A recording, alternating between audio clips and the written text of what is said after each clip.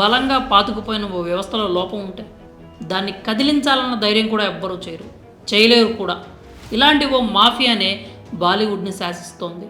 మా వాళ్ళు మాత్రమే ఎదగాలి, మా వాళ్ళు తీసినవి మాత్రమే సినిమాలు, మా వాళ్ళు మాత్రమే స్టార్స్ అంటూ కుంచిత మనస్తత్వంతో కుళ్ళిపోయి కంపు కొడుతున్న బాలీవుడ్ మాఫియా అది. ప్రియాంక చోప్రా నుండి ఏఆర్ రెహమాన్ వరకు, కంగనా రనౌత్ నుండి సుశాంత్ సింగ్ వరకు ఎవ్వరూ కూడా ఈ మాఫియా ఆటలను ఆపలేకపోయారు. వీరిని గొంతెత్తి ధైర్యంగా ఎదిరించలేకపోయారు. తమ గళాన్ని వినిపించి వారి ముందు నిలిచి గెలవలేకపోయారు. కానీ ఇప్పుడు ఓ తెలుగు బిడ్డ బాలీవుడ్ మాఫియాని బట్టలు విప్పి నగ్నంగా నడి వీధిలో నిల్చోబెట్టేస్తే మరో తెలుగోడు ఆ బాలీవుడ్ మాఫియా గర్వాన్ని అణిచేలా బాక్సాఫీస్ వద్ద వాళ్ళని పరుగులు పెట్టిస్తున్నాడు. మేం మెచ్చినవే సినిమాలు, మాకు నచ్చిన వాళ్లే స్టార్స్ అన్నవారి అంటగట్టిన అహంకారాన్ని తన పదునైన మాటలతో తునాతునకలు చేస్తున్న ఆ ఇద్దరే హీరో రెబల్ స్టార్ ప్రభాస్, దర్శకుడు సందీప్ రెడ్డి వంగ. సందీప్కి బాలీవుడ్ మాఫియాకి మధ్య ఇప్పుడు ఓ యుద్ధం జరుగుతోంది. ఇది సందీప్ తన సినిమాలను ఆడించుకోవడానికి చేస్తున్న యుద్ధం కాదు. నిజానికి ఆ అవసరం కూడా తనకు లేదు. ఎందుకంటే బాలీవుడ్ మాఫియా రివ్యూవర్స్ ఒక్క స్టార్ ఇచ్చిన కబీర్ సింగ్ అక్కడ కలెక్షన్స్ సునామీ సృష్టించింది. వారంతా బాగాలేదని పెదవి విరిచిన యానిమల్ బాలీవుడ్ బాక్సాఫీస్ని తన పంజా కింద పెట్టి తొక్కి పడేసింది. మరి ఇంకెందుకు సందీప్ సాగిస్తున్న యుద్ధం అంటే, బాలీవుడ్ అనే వ్యవస్థని కొన్ని కుటుంబాలకు పరిమితం చేసి అమాయకుల ఆశలతో జీవితాలతో ఆటలాడుతున్న అసలైన యానిమల్స్ రియల్ ఫేస్ ప్రపంచానికి చాటి చెప్పడానికి. ఇప్పుడు బాలీవుడ్ మీడియాలో సందీప్ రెడ్డి వంగ ఇస్తున్న ప్రతి ఇంటర్వ్యూ ఈ యుద్ధంలో భాగమే. తాను 5 ఏళ్ల కాలం బాలీవుడ్లోనే ఉండి అక్కడ యానిమల్స్ గురించి తెలుసుకున్న నిజాలను నిర్భయంగా చెప్తున్నాడు. సందీప్ చెప్తున్న నిజాలు వింటుంటే ఇందుకు కదా సుశాంత్ ఆత్మహత్య చేసుకుంది, ఇందుకు కదా కంగనా కన్నీరు పెట్టుకుంది, ఇందుకు కదా ప్రియాంక అమెరికాకు వలసపోయింది అన్న ఆలోచనలు సగటు సినీ ప్రేక్షకుడి మనసులో రాకమానపు. బాలీవుడ్ గ్యాంగ్ అంటే లోకల్స్కి నిజంగానే ప్యాంట్లు తడిచిపోతాయి. వారితో పెట్టుకుంటే తర్వాత కెరీర్ నాశనం అవుతుందని లోకల్స్ గట్టిగా నమ్ముతారు. అందుకే వారి ఆగడాలను భరిస్తూ దినదిన గండం నూరేళ్ల ఆయుష్లో జీవిస్తూ ఉన్నారు. కానీ చాలా కాలం తర్వాత ఓ నాన్ లోకల్ బాలీవుడ్ గ్యాంగ్కు చెమటలు పట్టిస్తున్నాడు. ఆ గ్యాంగ్ చేసే ఆగడాలను బాహాటంగా బయటకు చెబుతూ మండిపడుతున్నాడు. అది కూడా బాలీవుడ్ గడ్డ మీద. అతడే తెలుగు బిడ్డ సందీప్ రెడ్డి వంగ. బాలీవుడ్లో తీసింది కేవలం 2 సినిమాలే అయినా రికార్డులు అంటే ఎలా ఉంటాయో కొత్తగా పరిచయం చేశాడు. మాదే భారత చిత్ర పరిశ్రమ, మేమే తోపులం అని జబ్బలు చరుస్తున్న మాఫియాకు కంటి మీద కునుకు లేకుండా చేస్తున్నాడు. అనుపమ్ చోప్రా, రాజీవ్ మసంద్, సుచిత్ర త్యాగి లాంటి బాలీవుడ్ క్రిటిక్స్ సినిమాలపై అవగాహన లేకుండానే రివ్యూలు రాస్తున్నారు. సినిమాలు ఎలా చూడాలో కూడా తెలియని వాళ్ళు సినిమాలు చూసి రివ్యూలు రాస్తున్నారు.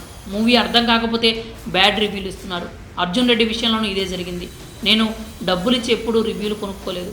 దాదాపు 5 ఏళ్లుగా ముంబైలో ఉంటున్నా. ఈ 5 ఏళ్లలో నాకు విషయం బాగా అర్థమైంది. అక్కడ గ్యాంగ్ ఉంది. వాళ్ళు కేవలం కొన్ని రకాల సినిమాలను మాత్రమే ఇష్టపడతారు. వాళ్ళు కేవలం అలాంటి సినిమాలు తీసే దర్శకులను మాత్రమే ఇష్టపడతారు. క్రిటిక్స్కు, రివ్యూవర్లకు డబ్బులు ఇచ్చే సంప్రదాయం కూడా ఉంది. మిగతా వాళ్ళ సినిమాలపై తప్పుడు రివ్యూలు కూడా రాయిస్తారు.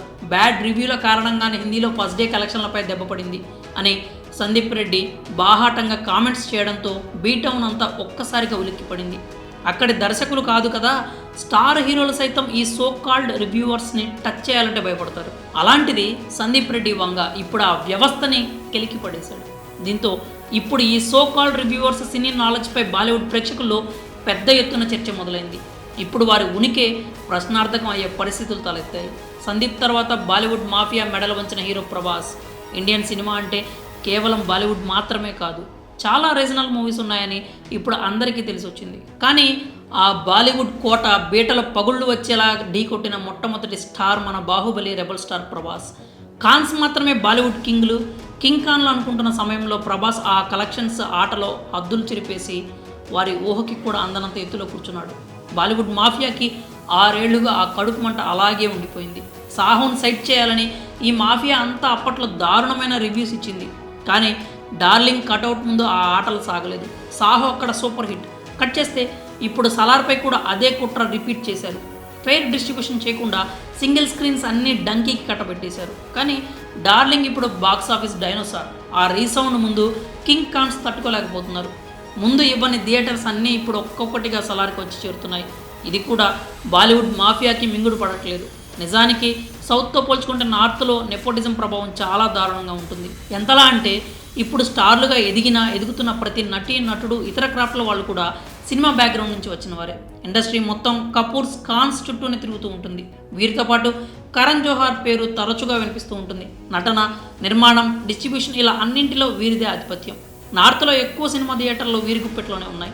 సినిమాలో కొత్త వాళ్ళకు అవకాశాలు రావాలన్నా, వాళ్ళు పైకి ఎదగాలన్నా వీరి కరుణ, దయా, దాక్షిణ్యాలు ఉండాలనే టాక్ బాలీవుడ్లో గట్టిగా ఉంది. వీళ్ళకి నచ్చని వాళ్లను బయటి వాళ్లపై నిర్దాక్షిణ్యంగా వ్యవహరిస్తారని చాలామంది బాలీవుడ్ సెలబ్రిటీలు చాలాసార్లు చెప్పారు. ఈ గ్యాంగ్లోని సభ్యుడితో పెట్టుకుంటే కెరీర్ నాశనం అవుతుందట.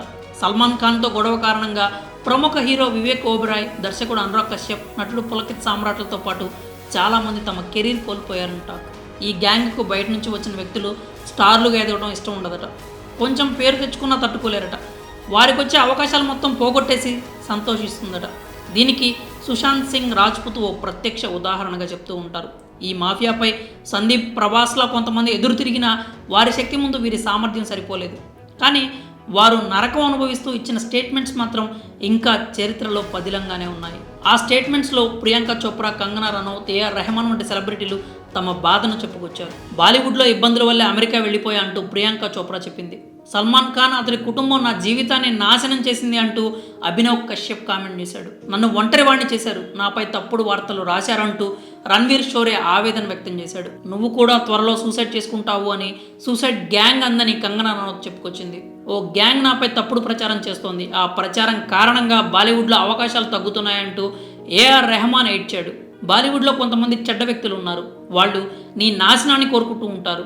నేను కూడా వారి కారణంగా చాలా బాధపడ్డాను. వాళ్ళు క్లాస్ రూమ్ పాలిటిక్స్ చేస్తూ ఉంటారు, తోటి సినిమా వాళ్ళ జీవితాలతో ఆటలు ఆడుతూ ఉంటారు అని రవీనా టండన్ చెప్పుకొచ్చింది. ఆస్కార్ గెలుచుకున్న తర్వాత బాలీవుడ్లో గ్యాంగ్ నా మీద పగబట్టింది, అక్కడ అవకాశాలు రాకుండా చేసింది, నేను అల్లాడిపోయానంటూ సౌండ్ డిజైనర్ రసూల్ పూకుట్టి వెల్లడించాడు. నేను నిర్భయంగా మాట్లాడతాననే కారణంతో 2 గ్యాంగులు నాపై పగబట్టాయి, నాకు పని లేకుండా చేయాలని 2 గ్యాంగులు మాట్లాడుకున్నాయి అని టీవీ నటుడు అమిత్ సద్ వెల్లడించాడు. ఇండస్ట్రీలో మూవీ మాఫియా కూడా ఉంది అని సంగీత దర్శకుడు సోను నిగమ్ అన్నాడు. అంబర్ సారియా వంటి సూపర్ హిట్ సాంగ్ పాడిన తర్వాత నాకు మళ్ళీ అవకాశాలు రాలేదు. సాజిద్ ఖాన్, అనుమాలిక్లు తెలిసిన వాళ్ళకే అవకాశాలు ఇస్తున్నారు అంటూ సింగర్ సోనా మహాపాత్ర వెల్లడించింది. బాలీవుడ్లో బయట వాళ్ళకు మర్యాద ఉండదు, మంచి సినిమాలు చేసినా చెడ్డ సినిమాలు చేసినా నిన్ను విమర్శిస్తారు. ఓ గ్యాంగ్ కొంతమంది సినీ విమర్శకులని, ట్రేడ్ అనలిస్టులను పోషిస్తోంది. నువ్వు ఎంత మంచి సినిమా చేసినా దాన్ని చెత్త సినిమాగా ప్రొజెక్ట్ చేస్తారు అని నటుడు వాజ్పేయి తన ఆవేదన వ్యక్తం చేశాడు. నన్ను ఉన్నటువంటి దూరం పెట్టాలని వాళ్ళు భావించారు, నేను ఎటూ కాకుండా పోయాను, అది నా మానసిక జీవితంపై ప్రభావం చూపింది అని ఉపేన్ పాటేల్ చెప్పుకొచ్చాడు. నేను కరణ్ జోహార్తోనూ, యష్ రాజ్తోనూ పనిచేయలేదు, వారి దగ్గరకు కూడా వెళ్ళలేదు, వాళ్ళు కూడా నాతో సినిమాలు చేయడానికి ఆసక్తి చూపించలేదు అంటూ నటుడు శ్రేయాస్ తల్పాడే తన బాధ వెళ్ళగక్కాడు. ఇలా నాన్ లోకల్స్ మీదనే కాదు, నాన్ నెపో సెలబ్రిటీల మీదనే కాదు, ఆస్కార్ అవార్డు మీద కూడా తమ పైత్యం, కుళ్ళు ప్రదర్శించారు. ఏ చిత్ర పరిశ్రమకైనా ఆస్కార్ తీసుకోవడం అనేది ఓ పెద్ద కళ. ఏ చిత్ర పరిశ్రమ అయినా ఆస్కార్ తెచ్చిన వారిని నెత్తిన పెట్టుకొని చూసుకుంటుంది. కానీ బాలీవుడ్లో మాత్రం అలా జరగలేదు. స్లమ్ డాగ్ మిలియనీర్కు గాను రెహమాన్తో పాటు మరికొంతమందికి ఆస్కార్ అవార్డులు వచ్చాయి. వీరి కెరీర్ బాలీవుడ్లో దేదీప్యమానంగా వెలిగిపోతుందని అందరూ భావించారు. కానీ అలా జరగలేదు. వారంతా అవకాశాలు లేక ఇండస్ట్రీ మారిపోయే ఆలోచనకు వచ్చారు. ఇందుకు ప్రధాన కారణం బాలీవుడ్ మాఫియా. దీనిపై ప్రముఖ బాలీవుడ్ దర్శకుడు శేఖర్ కపూర్ స్పందిస్తూ, బాలీవుడ్కు ఆస్కార్ను అందుకోవడం చావు బతుకుల సమస్య, కానీ నువ్వు అలా వెళ్ళి ఇలా ఆస్కార్ను తెచ్చావు, అదే బాలీవుడ్కు నచ్చట్లేదు అని ఏఆర్ రెహమాన్ ఉద్దేశించి ఈ మాటలన్నారు. ఆస్కార్ గెలిచిన తర్వాత నువ్వు మాకు అవసరం లేదు అంటూ కొంతమంది తన ముఖం మీదే చెప్పారని రసూల్ పూకుట్టి అనే సౌండ్ డిజైనర్ ఆవేదన వ్యక్తం చేశాడు. ఇలా ప్రతి విషయంలోనూ తాము సాధిస్తేనే విజయం అనుకునే కుంచిత భావంతో ఆ గ్యాంగ్ బతుకుతుండటం గమనార్హం. ఇలా ఒకటా రెండా లెక్కకు మించిన కథలు, లెక్కకు మించిన వ్యధలు. బాలీవుడ్ మాఫియా తొక్కేసిన జీవితాలు ఎన్నో. ఇప్పుడు ప్రభాస్, సందీప్ వీళ్ళకే నిద్ర లేకుండా చేస్తున్నారు. ఆ మాఫియా పునాదులను తవ్వటం మొదలుపెట్టారు. 2 తెలుగోళ్లు ధైర్యంగా దశాబ్దాలుగా అంటగట్టిన అహంకారంతో విర్రవీగిన ఓ వ్యవస్థతో చేస్తున్న యుద్ధం ఇది. మరి ఈ యుద్ధంలో గెలిపేవరదని మీరు భావిస్తున్నారు? మీ అభిప్రాయాలు ఏంటో కామెంట్స్ రూపంలో తెలియజేయండి.